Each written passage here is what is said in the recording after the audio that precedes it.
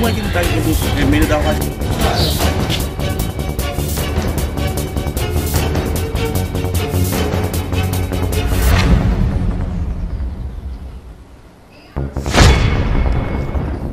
নজর রাখছে একেবারে চাঞ্চল্যকর একটি খবরের দিকে। একেবারে টাকা নিয়ে বিবাদ, আর সেই বিবাদের জেরে প্রতিবেশীর হাতে খুন হলেন এক ব্যক্তি। সোমবার রাতে ঘটনাটি ঘটেছে শিলিগুড়ি শহর সংলগ্ন পোড়াঝাড় এলাকায়। শিলিগুড়ি মেট্রোপলিটন পুলিশের নিউ জলপাইগুড়ি থানার পুলিশ জানিয়েছে মৃত ব্যক্তির নাম সজল কর্মকার, বয়স 48। তিনি পেশায় শ্রমিক ছিলেন। জানা গেছে মৃত সজল কর্মকার অভিযুক্তের কাছ থেকে কিছু টাকা ধার নিয়েছিলেন। কেবলমাত্র 200 টাকা দেওয়া বাকি ছিল। ওই 200 টাকা নিয়ে বিবাদের ঘটনাটি এই খুন বলেই প্রাথমিক তদন্তে জানতে পেরেছে পুলিশ। ঘটনার পর অভিযুক্ত প্রতিবেশীকে গ্রেপ্তার করেছে নিউ জলপাইগুড়ি থানার পুলিশ। পুলিশ জানিয়েছে ধৃতের নাম মন্টু বর্মন। জানা গেছে গতকাল রাতে মদ্যপ অবস্থায় দুজনের মধ্যে গন্ডগোল বাধে। গন্ডগোলের মাত্রা অতিরিক্ত হয়ে যাওয়ায় বচসার পর দুজনেই হাতাহাতিতে জড়িয়ে পড়েন। পরবর্তীতে মৃত ব্যক্তির ওপর একটি ছুরি দিয়ে হামলা চালায় অভিযুক্ত। ছুরির গভীর ক্ষততে মৃত্যু হয়েছে তার। রক্তাক্ত অবস্থায় রাস্তাতেই পড়েছিলেন ওই ব্যক্তি। স্থানীয়দের কাছ থেকে তার পরিবার খবর পাওয়ার পর ঘটনাস্থলে এসে তাকে উত্তরবঙ্গ মেডিকেল কলেজ হাসপাতালে নিয়ে যায় এবং সেখানেই তাকে কর্তব্যরত চিকিৎসক মৃত বলে ঘোষণা করেন।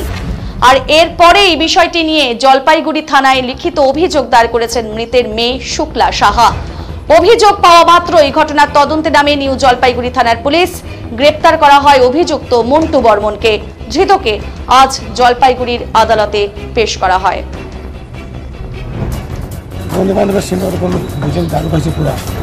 নেশার চোটে করেছেন? ঘটনাটা হয়েছিল অ্যাকচুয়ালি আমরা বাড়িতে ছিলাম না, বাড়িতে কেউ ছিল না, বাবা একাই ছিল। তো যিনি মারছে তিনি আমাদের বাড়িতে গেছিল, গিয়ে বাবাকে ডেকে নিয়ে তবে বাড়ি গেটের সামনে ওই কি কাঁচি না কি বলে ওটা দিয়ে গলায় আর হাতে আর পেটে কমেছে একদম। মারলোটা কেন? 1200 টাকার জন্য 1000 টাকা দেওয়া হয়েছিল, আর 200 টাকা দেওয়া হয়নি 200 টাকার জন্য। ওটা নিয়ে ওদের মধ্যে কি হয়েছিল আমি তো জানি না সঠিক, কারণ আমরা বাড়িতে ছিলাম না। আমরা ঘটনাস্থলে আমাদেরকে পাশে যে মহিলাটা আছে উনি কল করে জানানো হয়েছে, তারপরে আমরা আসছি। আমাকে বললো, আমার স্বামী ঘুমের থেকে উঠলো, উঠে আমাকে বললো দাড়ি কাটবো, লেজার দে। আমি দিলাম। চান করলো, চান করে তুলসী গাছে জল দিল, দিয়ে আমাকে বললো রুটি বানাইতে। আমি রুটি বানাইছি। আমাকে বললো একটা নতুন শার্ট বের করে দিয়ে, যে আমি শার্টটা বার করে দিচ্ছি। দেওয়ার পরে 2টা রুটি খাইলো। আমাকে বললো আমার কি কিছু বাজার লাগবে? আমি বলছি না, তুমি বন্ধুদের সাথে যাচ্ছ, ওর সাথেই গেছিল। তুমি বন্ধুদের সাথে যাচ্ছ, তুমি কি ভালো আসতে পারবা? আমাকে টাকা দিয়ে গেল, তুমি মাছ আনবা, দুধ আনবা। আমাকে পাঠাচ্ছিল মেয়ের বাড়িতে, আমার নাতনির জ্বর, বলছে হসপিটালে নিয়ে ভর্তি করতে, কমতেছে না।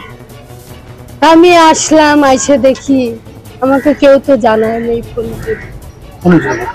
এই ঘটনা কখন হচ্ছে আমি তো কিচ্ছু জানি না।